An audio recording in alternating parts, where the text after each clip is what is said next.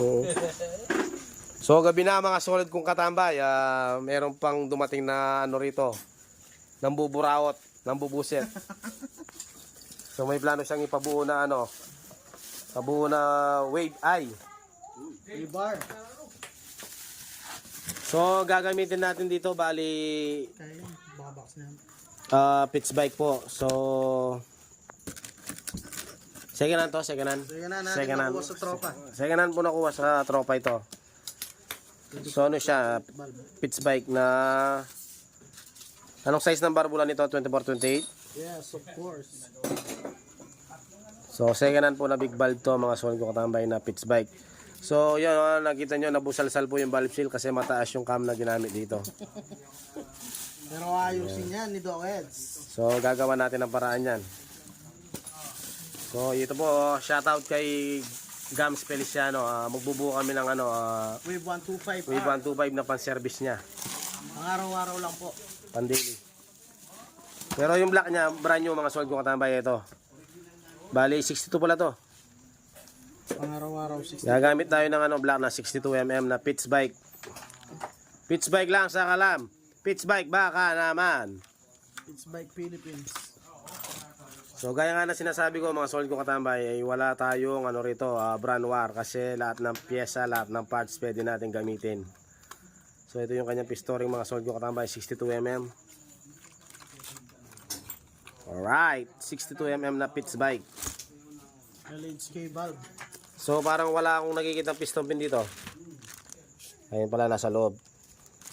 Tinawakan mo yung liner nito. Medyo may kilawang. So and then gumamit siya ng LHK na light and bulbs. 24-28 din. Mamaya na lang to.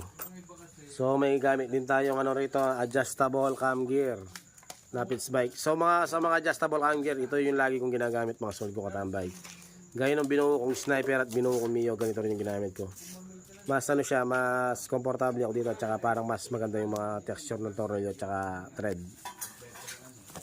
Ito yung kanya clutch lining. It's Bike Diamond. Pinakamataas. So ito yung pinaka high quality ng pitch bike na clutch lining. Yan yung pitch bike Diamond. Karamihan ginagamit to sa mga drag race at saka sa mga ano, mga solid kong katambay, sa mga circuit mga solid kong katambay. Kung mapapagmasdan nyo yung kanyang pwesto ng kanyang mga lining parts, ayan siya oh. Hindi siya kagaya ng mga ibang lining na pitch bike. May pitch bike din dito na pinagkalasan mga solid kong katambay, papakita ko sa inyo.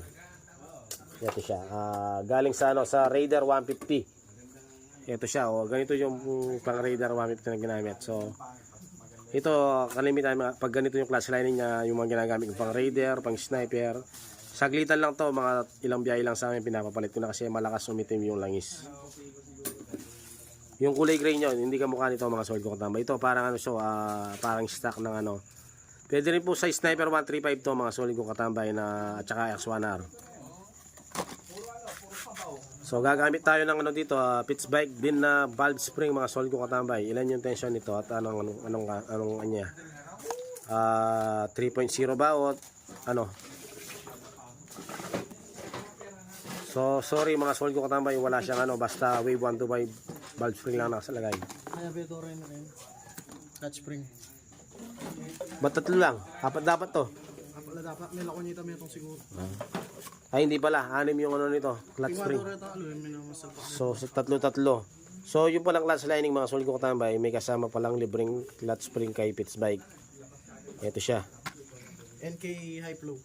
At ngayon ay magpapalit tayo. Siyempre dahil nagtaas tayo ng upgrade, nagtaas tayo ng makina, magpapalit tayo ng high flow ng NK fuel pump. Tama ba? Ay oil pump pala mga solid kong katambay. Sorry if I mistake. Ayan o. NK na oil pump. So sa mga naglagay nito mga solid kong katambay, pa-comment naman kung plug and play ito o ano, kung mag-a-adjust ba tayo ng gear o ano. Kung may kailangan bang gawin sa crankcase o ano mga solid ko katambay. Dahil first timer po natin maglagay ng ganito. Last time po kasi yung ginamit natin ay ano, ano ba yan? Umata. Hindi ako sigurado mga solid ko katambay. Clutch. So bumili siya ng TTGR na clutch kit. Ang mahal-mahal ng mga gamit, pagdating dito nagkamenosan. Hindi, magpapalit tayo niyan, mga tambay. May nabibili namang Honda na ganito mga sulit kong katambay. Magpapalit tayo niyan, pang MSX. Oh. May nabibili pong legit dito na para dito. Asan yung pusrad niya? Mali lang yung dumating. Ayun, so ito yung pusrad niya. Sana po yung pusrad na to mga solid kong katambay ay sasakto lamang doon sa bearing ng kanyang clutch housing. Kasi yung ginawa nating Wave S, nagpa-modify pa tayo rito. Kasi po yung bearing ng clutch ng Wave S tsaka Wave ay hindi pareho sa clutch. So may kasama siyang lever. Hindi man magagamit yung lever na to. Tsaka yung kable mga solid kong katambay. Ayan. So ito po yung kanyang pinaka clutch kit. Ito yung mga accessories niya. And then ito, hindi ako sigurado kung aandar tong bracket na to kasi yung ginawa nating Wave S ano siya, marupok, medyo mahina, malambot. Kailangan natin magpagawa ng ganito sa machine shop mga solid kong katambay. And then papalitan natin bago yung bearing dito, yung para talaga sa loob ng makina, yung medyo matibay mga solid kong katambay. Pandayin lang po. Ano pa to? Wala na. Yan lang. So tabi mo muna. And then mga solid kong katambay, check natin yung LHK valve. Spare light and valve. So ano to, 0.5 mm stem. So ito siya 28 na valve engine. So dito tayo mga solid kong katambay. Kasi nga dahil second hand to, i-check natin kung goods pa yung cylinder head mga solid kong katambay. So dito ipapasok natin yung kanyang exhaust valve. And then iba-valve lapping natin ng paganyan. And then yun po, nakita natin ang problema. Maluwang po yung valve guide niya mga solid kong katambay. Maluwang siya valve guide. Maluwang siya valve guide. Yeah.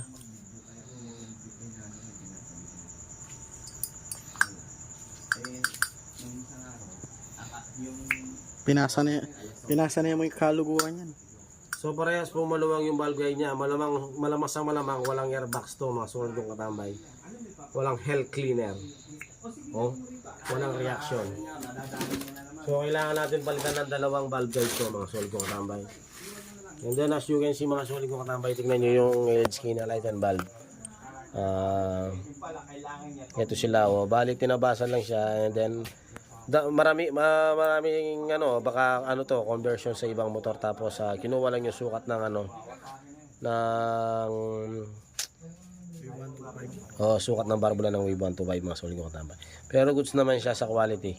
Basta gawang LHK, sigurado yan.